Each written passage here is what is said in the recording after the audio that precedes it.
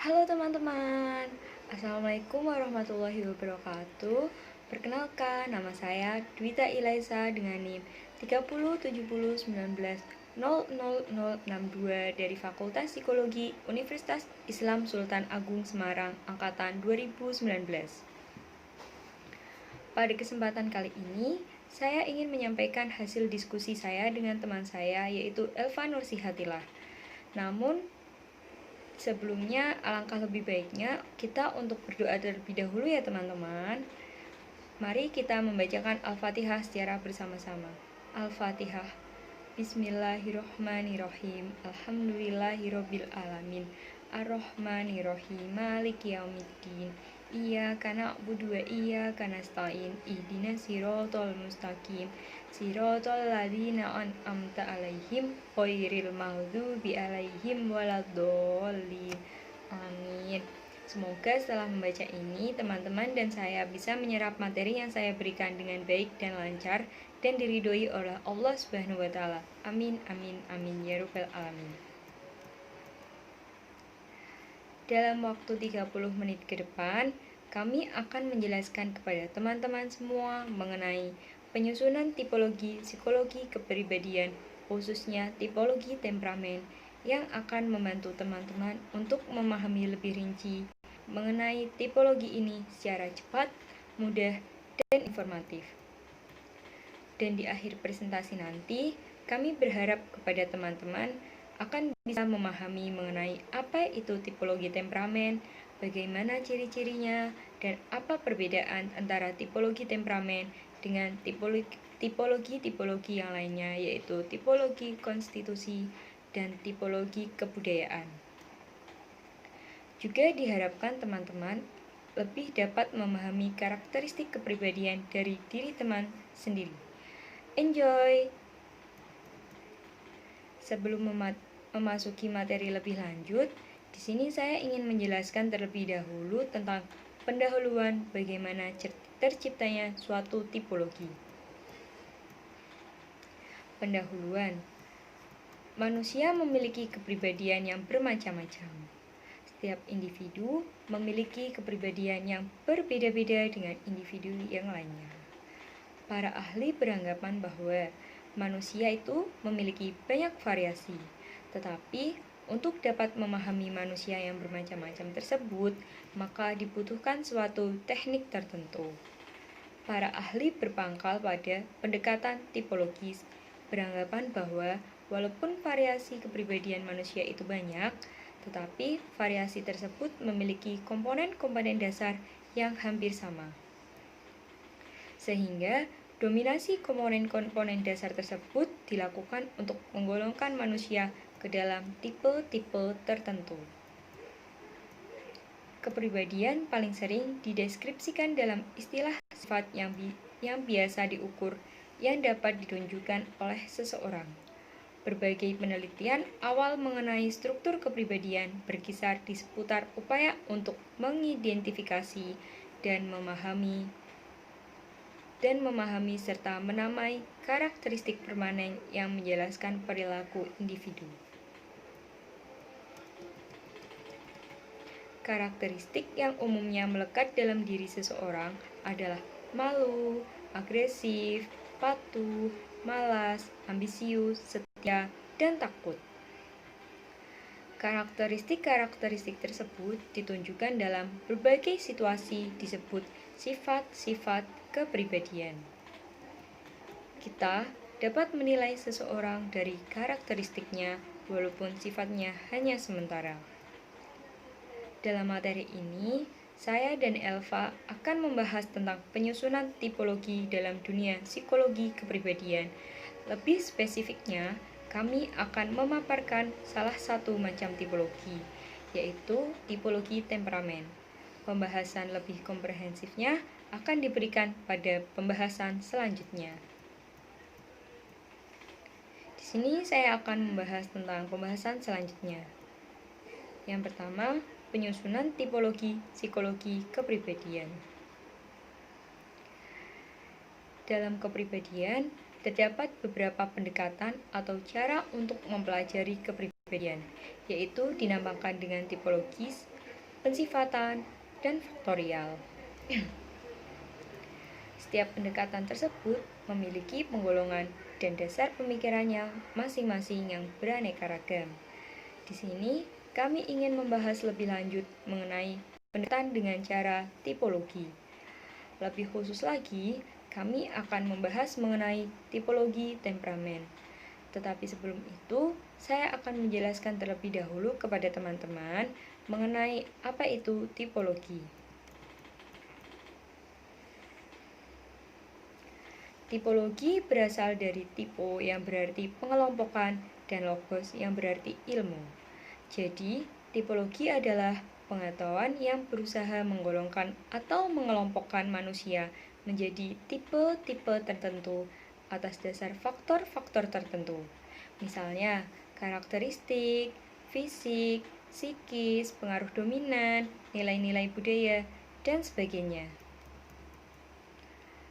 Pola kerja dalam penyusunan teori-teori yang menggunakan pendekatan tipologi adalah berdasarkan pada sejumlah kecil kategori yang dianggap dapat membedakan ciri-ciri khas antara individu satu dengan individu yang lainnya, dengan melakukan penggolongan atau deskripsi individu menjadi beberapa tipe.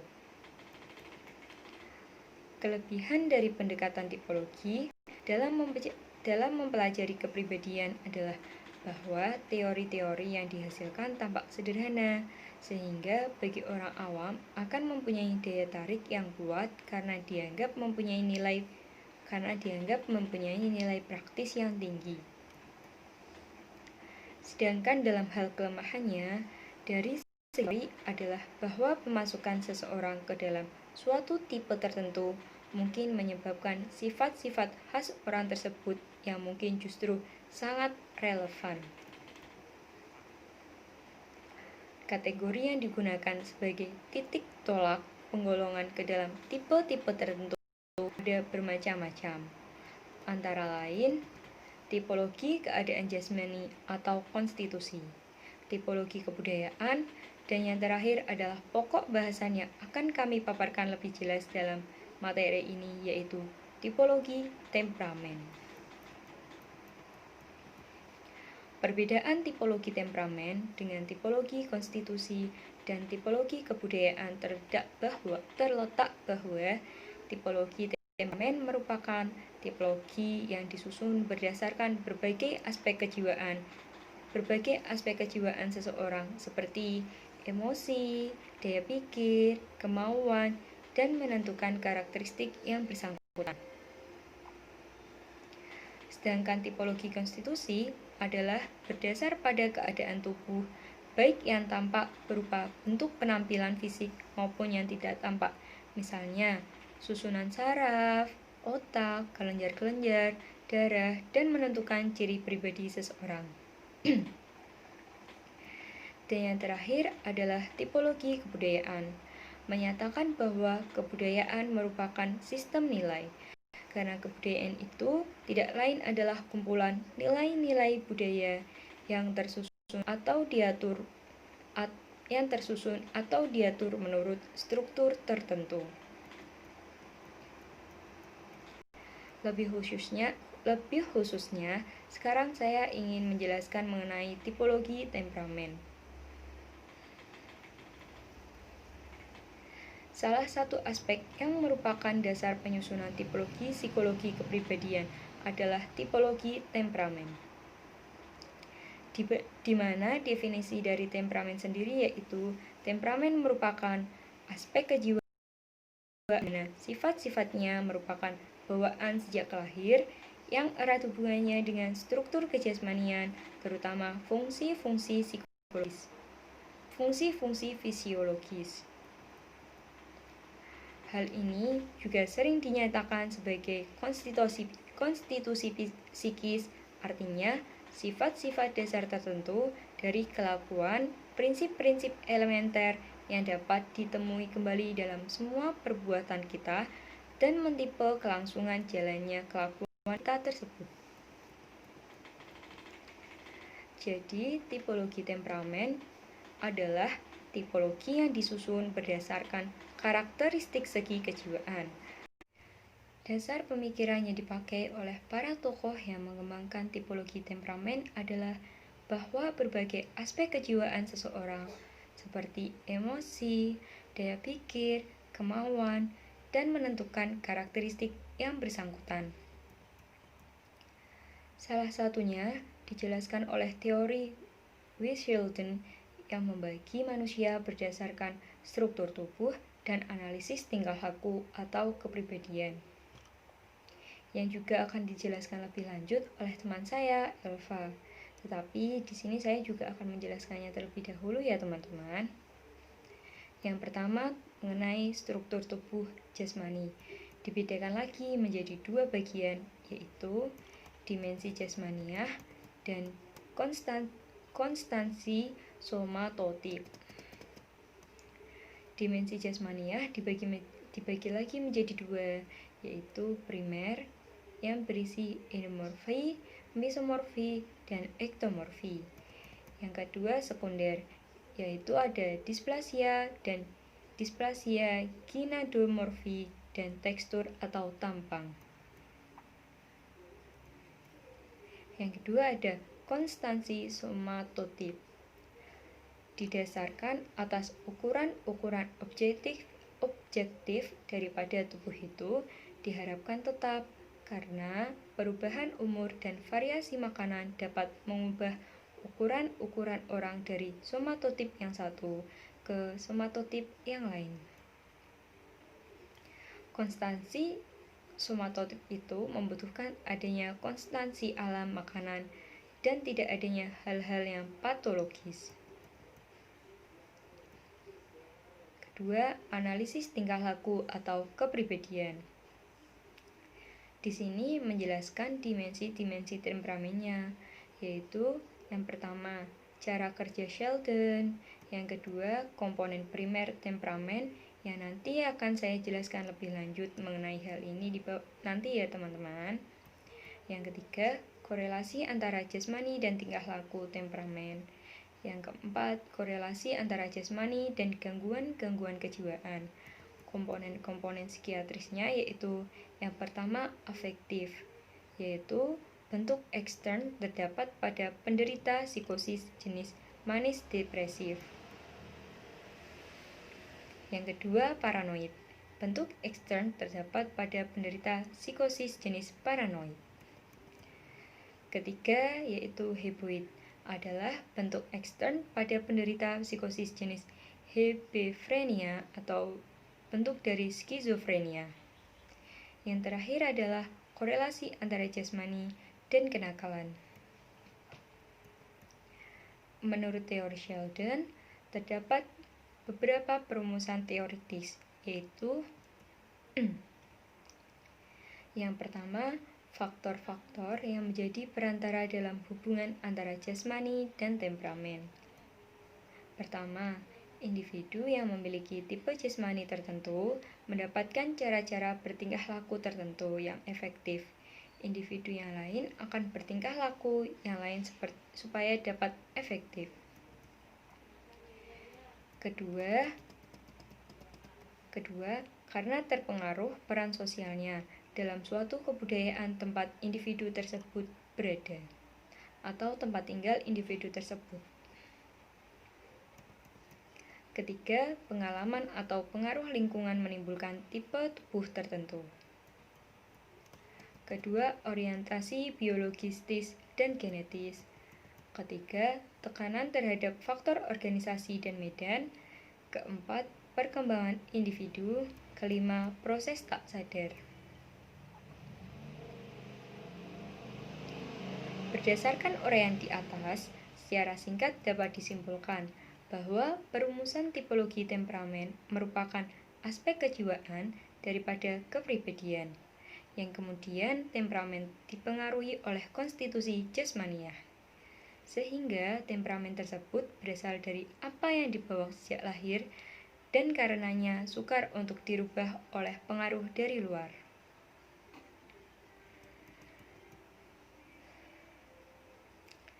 Dalam tipologi temperamen memiliki beberapa aspek yang diutarakan oleh Kant. Yang pertama, aspek psikologis, yaitu konstitusi tubuh, kompleks atau susunan cairan-cairan jasmaniah. Yang kedua, aspek psikologis, yaitu kecenderungan kejiwaan yang disebabkan oleh komposisi darah.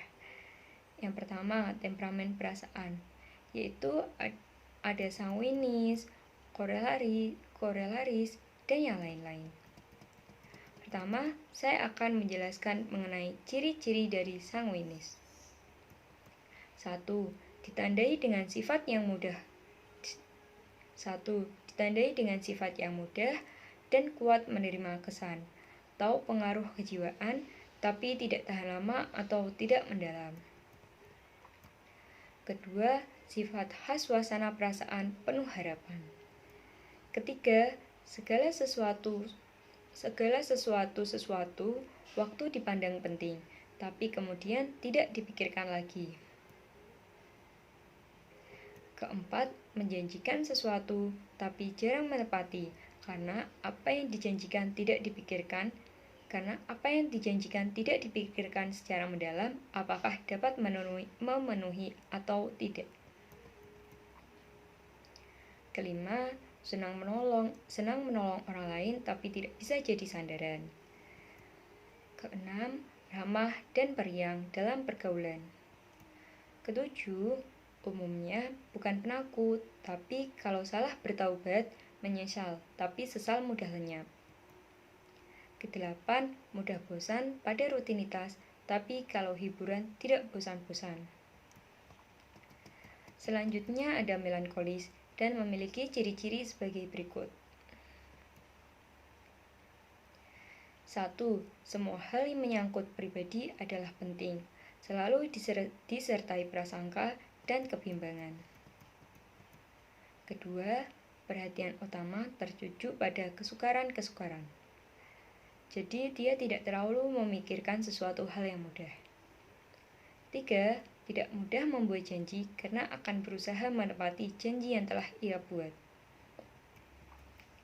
Keempat, bukan atas pertimbangan moral, tapi karena tidak menepati janji akan merisaukan jiwa dia. Kelima, tidak mudah percaya atau menerima ramah tamah orang lain.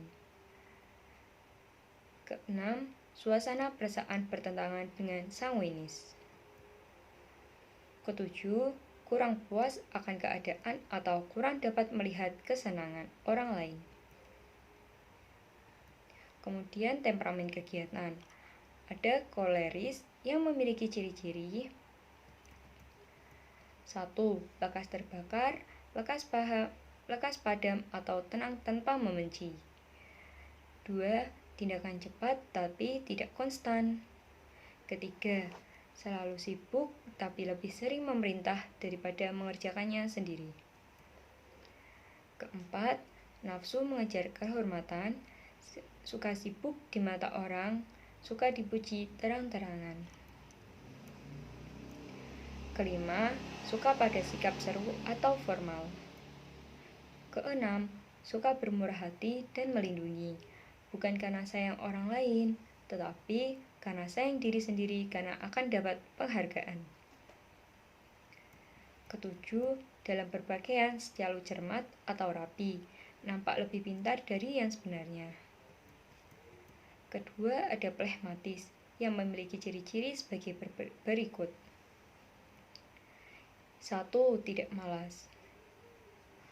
2. Lambat menjadi panas tapi panasnya tahan lama. Ketiga, tidak mudah marah. Keempat, cocok untuk tugas-tugas ilmiah. Kelima, cenderung ke arah ketidakpekaan atau cenderung jemu. Dan yang terakhir, tidak mudah bergerak, tapi jika sudah bergerak, menjadi tahan lama. Nah, dari beberapa sifat-sifat yang telah saya sebutkan tadi, ada beberapa macamnya tuh. Jadi teman-teman termasuk yang apa? Ayo silahkan direnungi, teman-teman memiliki sifat-sifat kepribadian yang mana.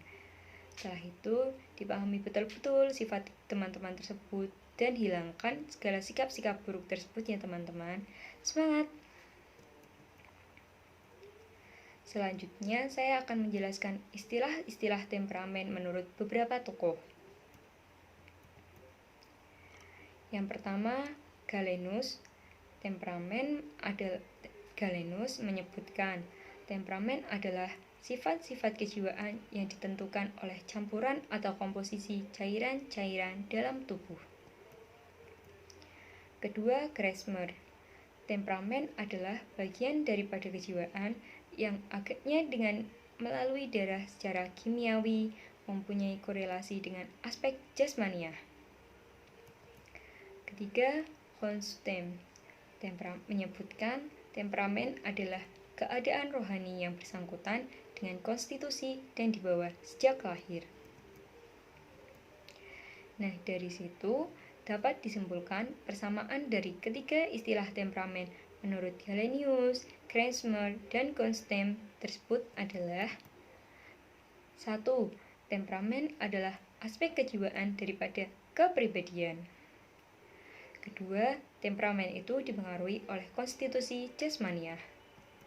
Dan yang terakhir, temperamen itu dibawa sejak lahir, maka sukar diubah oleh pengaruh dari luar. Kemudian saya akan menjelaskan mengenai komponen-komponen temperamen. Simak secara betul-betul ya teman.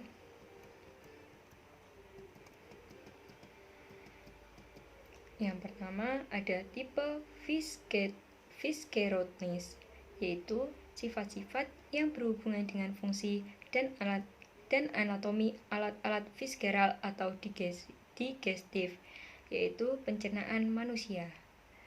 Pada tipe ini memiliki alat pencernaan yang relatif besar dan panjang, dengan hati yang besar. Juga dari ini memiliki sifat-sifat temperamennya, yaitu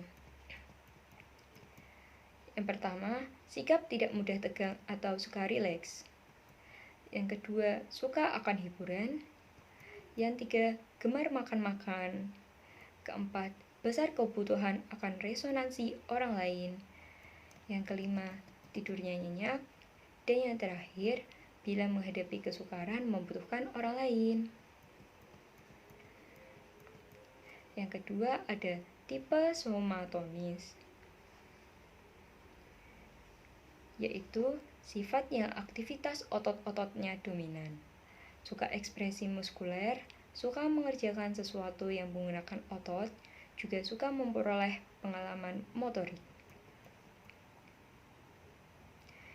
Dalam tipe ini memiliki sifat-sifat temperamennya, yaitu 1.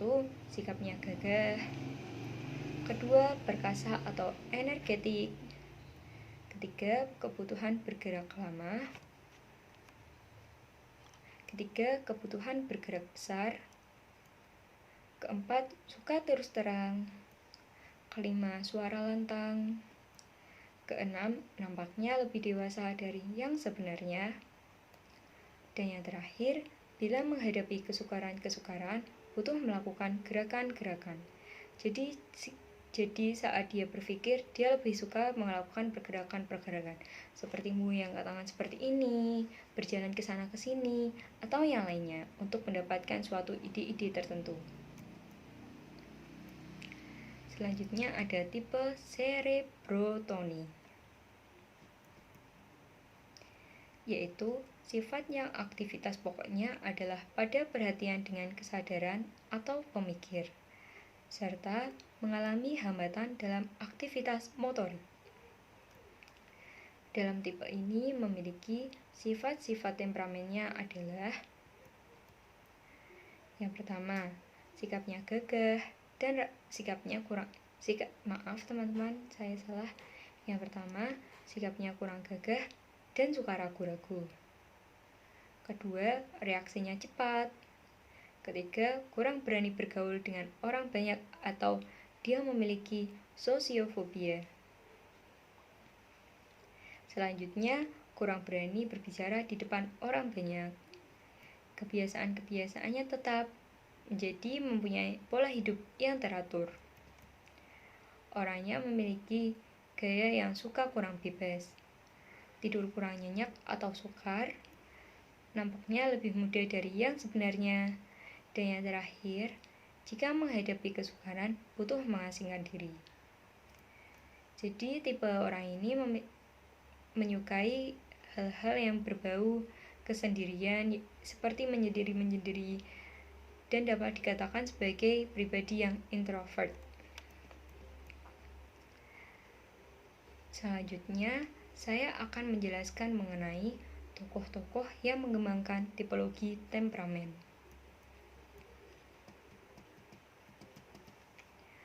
Berikut ini, secara singkat, saya akan menguraikan pembahasan menurut tokoh-tokoh yang mengembangkan tipologi temperamen.